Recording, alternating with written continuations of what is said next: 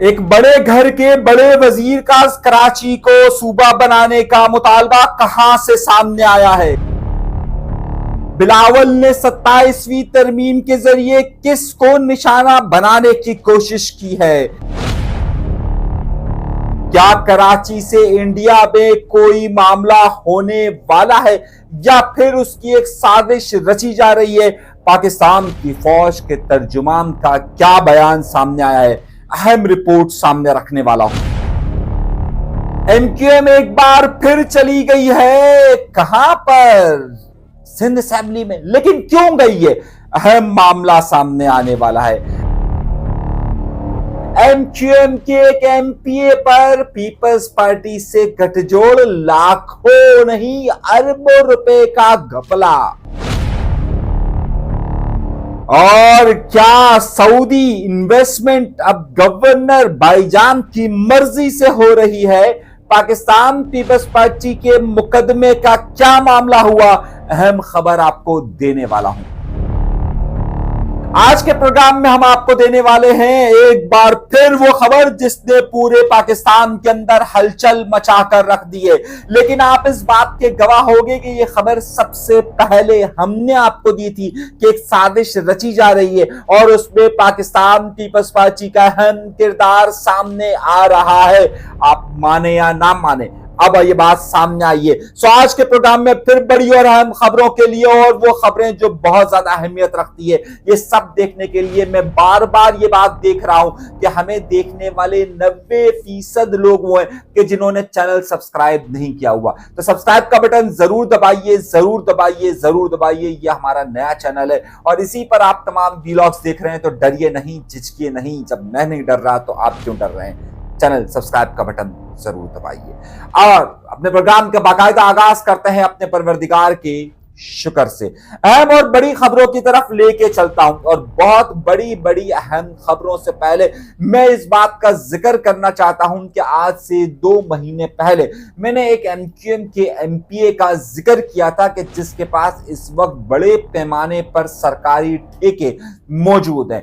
अब वो बातें सामने आना शुरू हो गई है कि पाकिस्तान पीपल्स पार्टी की हुकूमत के साथ गठजोड़ कर एक एमक्यूएम के एमपीए, जिसका नाम मैं बहुत अच्छी तरीके से जानता हूं और डिस्ट्रिक्ट ईस्ट से उसका ताल्लुक है, और वो डिस्ट्रिक्ट ईस्ट से ताल्लुक रखकर उसके क्या ताल्लुकात हैं कि कई ऐसे प्रोजेक्ट्स में बार बार पाकिस्तान पीपल्स पार्टी के साथ बैठकर उसकी कंपनी को ठेके दिए जाते हैं और ठेकों पे काम होने से पहले ही उसको फुल पेमेंट कर दी जाती है। ये बड़ा अहम राज सामने आया।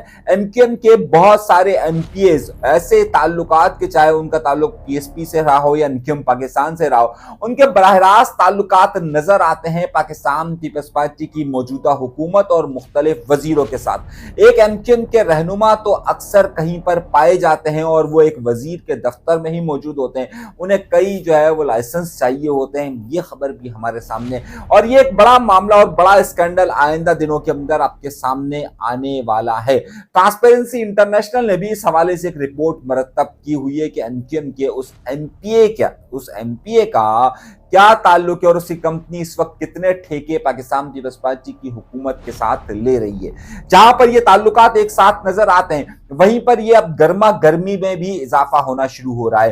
खास तौर पे बल्दियाती उम्मीदवार, बल्दियाती जो इंतजामिया या बल्दियाती हुकूमत है, उसके पास इख्तियारात के हवाले से 140A वो आइन का आर्टिकल है कि जिसके मुताबिक यहां पर इख्तियारात की मुंतकली का, यानी बल्दियाती जो हुकूमतें होती है, इसके इंतखाबात और इसके इख्तियारात के मुतालिक कहा जाता है।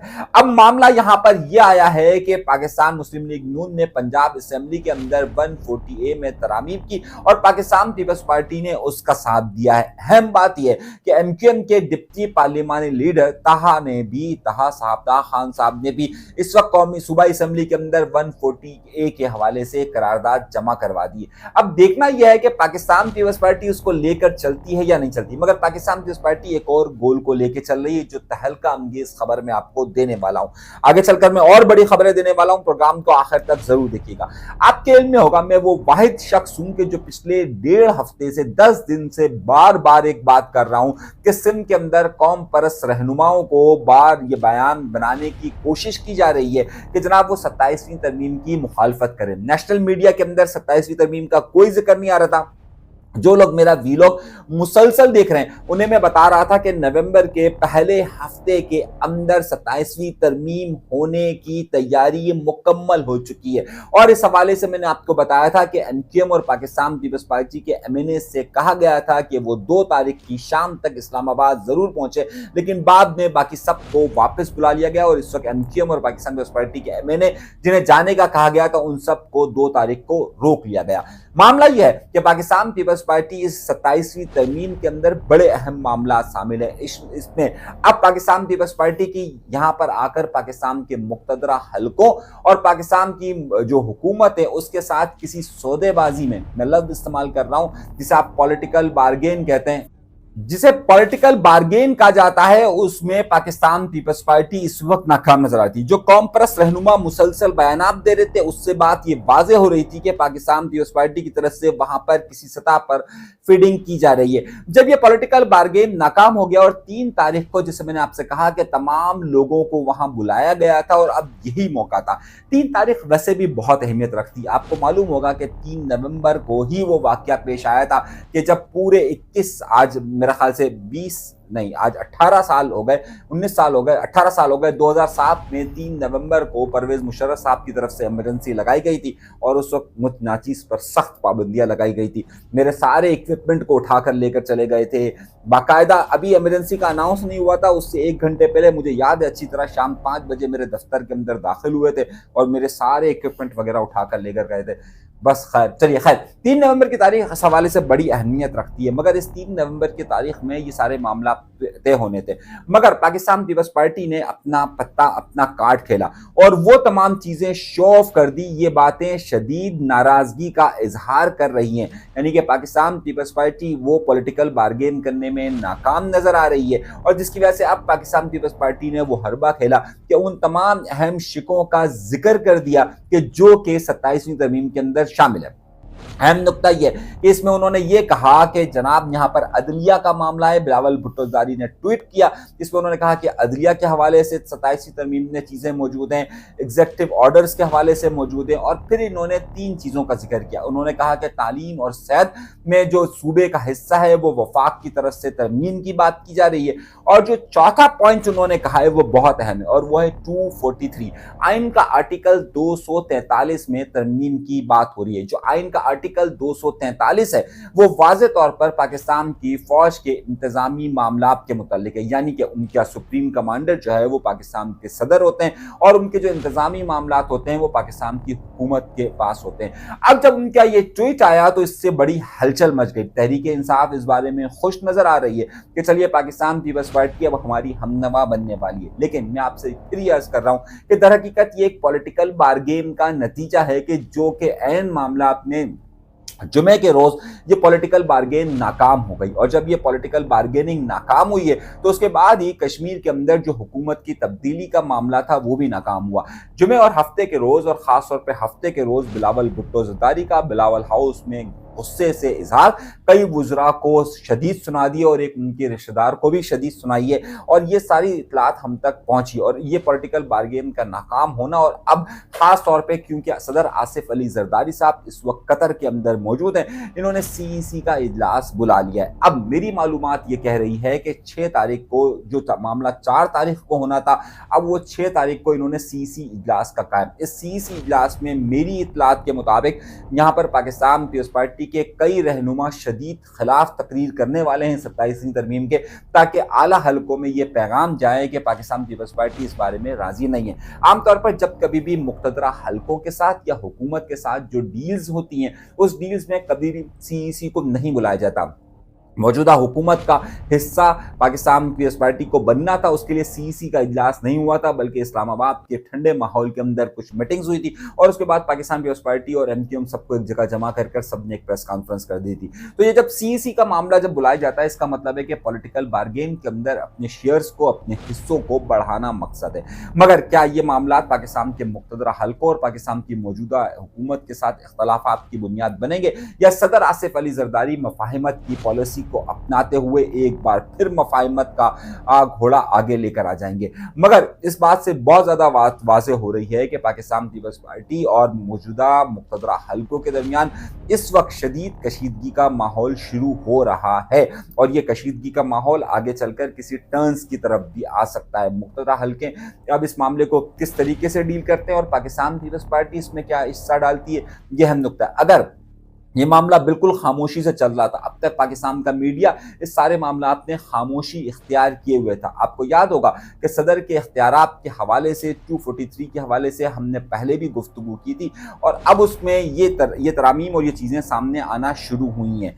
नुक्ता सबसे अहम यह है कि जिस बारे में ज़्यादा कन्फ्यूजन है कि क्या पाकिस्तान पीपल्स पार्टी अब आसिफ अली ज़रदारी की मौजूद में आला तबके के साथ अपने ताल्लुकात को ख़राब कर कर अपोजिशन की तरफ वाकई में जाने की कोशिश करेगी और क्या वो सिंध हुकूमत को देने के लिए तैयार हो जाएगी या नहीं हो जाएगी। 17 साल से सिंध हुकूमत की कारकर्दगी सबके सामने मौजूद है और सिंध हुकूमत की कारकर्दगी का ही सबसे बड़ा सवाल पूछा जाता है। खैर, नुक्ता ये नहीं है, लेकिन आइंदा दिनों के अंदर ये सियासी माहौल और अगले 10-15 दिन के अंदर ये सियासी गरमाहट अपने उरूज पर पहुंचेगी। ये बेहतरीन मौका था कि एमक्यूएम जैसी जमातों के लिए भी कि वो पॉलिटिकल बार्गेन कर सकती है। अगर पाकिस्तान पीपल्स पार्टी पीछे हटती है तो इस सूरत में एमक्यूएम एक बहुत बड़ा सोर्स हो सकती है कि जिसके पास 22 के करीब एमएनए मौजूद है और जिसके पास कुछ सरेंडर्स भी मौजूद हैं। लेकिन जो बाखबर जरा हैं और जो इस वक्त बिलावल हाउस के सोर्सेज हैं वो ये बता रहे हैं कि ये मामलात इस हद तक नहीं जाएंगे। हो सकता है कि सीसी की मीटिंग के अंदर कुछ जो सीसी के मेंबर्स हैं वो बड़ी ही खिलाफ तकरीर करे पाकिस्तान के मुक़तदरा हलकों के, जो कि प्री प्लान होगा और उसके बाद आसिफ अली ज़रदारी आकर फिर एक मीटिंग कर कर मफाहिमत के मामला तक करेगा। इसमें सबसे अहम इशू जहाँ पर सूबों की खुद मुख्तारी का इशू पाकिस्तान पीपल्स पार्टी उठाएगी कि जनाब हम तो सूबे की खुद मुख्तारी पर 18वीं तरमीम पर कोई कंप्रोमाइज़ नहीं करेंगे, लेकिन दर हकीकत पाकिस्तान पीपल्स पार्टी अपने मुस्तकबिल के लिए अगले सौदों के लिए अच्छी बार्गेन करने के लिए आगे बढ़ रही है। लेकिन ये बार्गेन आगे जाकर उनके लिए कितना नुकसानदेह साबित होगी ये मैं आपको आगे चलकर बताऊंगा। मगर अभी एक और मामले की तरफ चलते हैं और एक बड़ी खबर की तरफ चलते हैं। कराची शहर में फायरिंग होती रही और पुलिस में इतनी हिम्मत नहीं हुई कि उन फायरिंग करने वालों के खिलाफ मुकदमा दर्ज करके उनको गिरफ्तार कर सके, क्योंकि ये मामला आ जाता है काले कोट का और जहां पर काले कोट का मामला आ जाए तो फिर आप कुछ भी नहीं कर सकते। सिंध बार के इलेक्शन थे और उस इलेक्शन के दौरान नताइज आते आते उन्होंने जहां जहां वो मौजूद थे उन्होंने फायरिंग कर कर खुशियों का इजहार किया। वहां पुलिस ने किसी एक के खिलाफ भी मुकदमा दर्ज करने का इशारा नहीं दिया। ये शहर ताकतवरों का है, जहां जिसके पास जितनी ताकत होती है उसके खिलाफ मुकदमा दर्ज नहीं होता। जो कमज़ोर लोग होते हैं उनके ऊपर ही चालान होता है और जो कमज़ोर होते हैं उन्हीं की गर्दन को दबाया जाता है। दो बड़े मामलात की तरफ और मुझे इशारा करना है और दो बड़ी खबरों की तरफ इशारा करना है। ऐसा लग रहा है कि सऊदी इंतज़ामिया की कराची शहर में दिलचस्पी का उनसर बढ़ता जा रहा है और सऊदी इंतज़ामिया की तरफ से पिछले दिनों उनके शहजादे की मंसूर साहब की आने की यहाँ पर आमद और उसके बाद उनके कई प्रोजेक्ट्स में दिलचस्पी का इज़हार, और अब ऐसा लगता है कि बाकायदा सऊदी इंतज़ामिया जो है वो बड़ी अहम चीज़ों पर निगाहें रखी हुई हैं।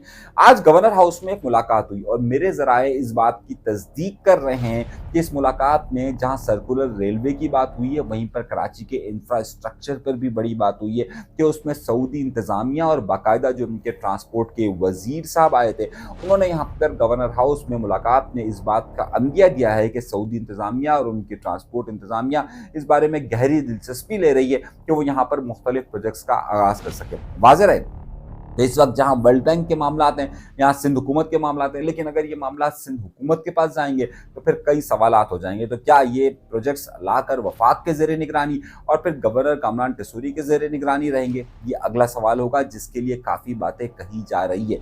इस बड़ी सरमायाकारी के लिए जहाँ पर सऊदी इंतज़ामिया के लिए और मुसलसल चक्कर लग रहे हैं तो आप ये समझ सकते हैं कि इस हवाले से वफाक बराह रास्त इन्वॉल्व होगा, सिंध हुकूमत इतनी इन्वॉल्व इसमें नहीं होगी। अगला सवाल, अगला एक अहम बात, मैंने कल आपको, बल्कि आज सुबह मैंने आपको एक व्लॉग किया था और मैंने कहा था कि जो एमक्यूएम और पाकिस्तान पीपल्स पार्टी के दरमियान एक बड़ा क्लैश, बड़ा तसादुम जो चल रहा था वो गवर्नर हाउस के बारे में चल रहा था। हुआ ये था कि गवर्नर साहब मुहर्रमुल हराम के महीने के अंदर मुल्क से बाहर गए थे और उस वक्त जो कायम मकाम गवर्नर थे वो उस वक्त सिंध असम्बली के स्पीकर थे। सिंध असम्बली के स्पीकर को गवर्नर हाउस के अंदर खास हिस्से में उनको मीटिंग करने की इजाज़त दी गई थी, लेकिन उनका जो घर है जहाँ पर गवर्नर साहब रहते हैं वहाँ जाने की इजाज़त नहीं दी गई थी। इसको एक बहुत बड़ा इशू बनाया गया था, सिंध असेंबली में इस हवाले से करारदाद ली गई थी और उसके बाद ये मुकदमा सिंध हाई कोर्ट के अंदर रखा गया था।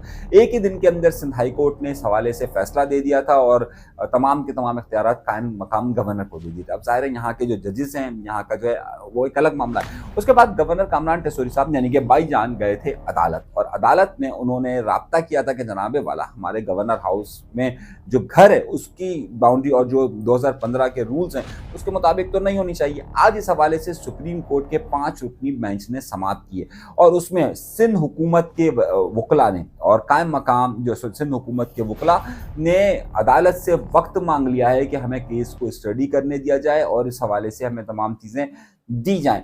ये मामला अदालत में किसी जज साहब के ये भी रिमार्क सामने आए कि मामला आप बैठकर हल कर लें, लेकिन उस वक्त जो है वो उन्होंने कहा कि जनाब पहले तो ये क्योंकि सिंध हाई कोर्ट का डिसीजन आया हुआ है और उन्होंने बगैर दिया है, तो ये जब तक हाई कोर्ट का डिसीजन ख़त्म नहीं होगा तब तक हम बैठकर बात नहीं कर सकते। या तो सिंध हाई कोर्ट का डिसीजन को वापस किया जाए उसके बाद ये गुफ्तगू।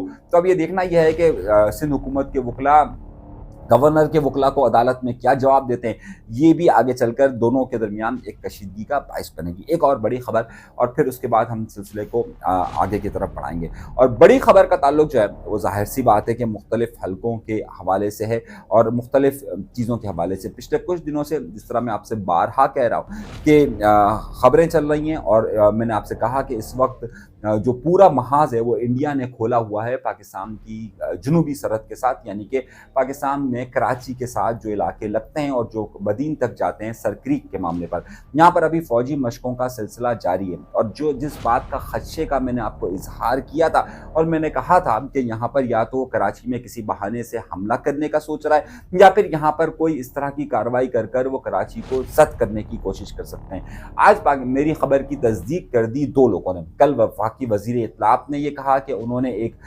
यहाँ से एक माहीगीर को पकड़ा है कि जिसके पास पाकिस्तान की पुलिस और रेंजर्स की वर्दियाँ मौजूद थी। और आज जो है वो ख़ास तौर पर पाकिस्तान के DGISP लेफ्टिनेंट जनरल अहमद शरीफ चौधरी साहब ने भी ये कहा है कि पाकिस्तान के साहिली इलाकों यानी साहिली इलाकों की तरफ के कोई भी फॉल्स फ्लैग ऑपरेशन हो सकता है, फॉल्स फ्लैग ऑपरेशन हो सकता है कि जिसमें इंडिया ये कह सकता है कि जनाब कोई बंदा गुजरात में घुसा और उन्होंने ये हमला किया और उसके बाद वो इस महाज को खोल के कराची की तरफ बम्बार्टमेंट का सिलसिला रख सकता है। तो ये एक ड्रामा हो सकता है। अभी तक जो पाकिस्तान के ऊपर यानी कि लाइन ऑफ कंट्रोल और वर्किंग बाउंड्री की बात कही जा रही थी, अब ये बात कही जा रही है कि ये जो कराची के साथ साहिली पट्टी लग रही है वहाँ कोई नया ड्रामा रचाया जा सकता है इंडिया की तरफ से। और मेरे पास भी इतलात आ रही थी क्योंकि गुज़िश्ता 1-1.5 महीने से जो सरगर्मियाँ चल रही हैं, मैं वाहिद आदमी हूँ जो इस पर मुसलसल बार बार गुफ्तगू कर रहा हूँ। लेकिन उससे भी एक बड़ी खबर मैं आपको देता चलूँ। मैंने आपको प्रोग्राम के इब्तिदा में कहा था एक बड़े घर का बड़ा वजीर, जी हाँ, एक बड़े घर का बड़ा वजीर है और उसका नाम है अलीम खान। अलीम खान साहब बड़े घर से ताल्लुक़ रखते हैं, यानी कि बड़ा घर है उनका, बड़ी हाउसिंग सोसाइटी है, बड़े ताल्लुकात हैं उनके। किसी ज़माने में तहरीक इंसाफ के रहनुमा होते थे और उनको तलाक देने के बाद उन्होंने कई टीवी चैनल्स भी अपने नाम किए, यानी कि समा टीवी उन्हीं का ही है। गुज़िश्ता दिनों समा टीवी ने खबर चलाई और अलीम खान के हवाले से एक स्टेटमेंट चलाया कि पाकिस्तान में सूबे बनने चाहिए और ख़ास तौर पर हर सूबे को 3 हिस्सों में तकसीम होना चाहिए। वहीं पर यह बात उन्होंने सिंध के हवाले से भी कही और उस कहा कि इसके नाम फिर इस तरह से होने चाहिए कि जनूबी सिंध, शुमाली सिंध, मरकज़ी सिंध, यानी कि जनूबी पंजाब, मरकज़ी पंजाब। अब ये बड़े घर से आवाज़ आई है, यानी कि अलीम खान के बयान को या अलीम खान के ट्वीट को हल्का नहीं लेना चाहिए। क्या वो जाहिर सी बात है किसी बड़ी जगह बड़े घर से ताल्लुक़ रखते हैं। क्या 27वीं तरमीम के अंदर ये शिके भी मौजूद हैं कि जिसका इज़हार किया जा रहा है और ज़ाहिर ये माहौल बनाने की कोशिश की जा रही है।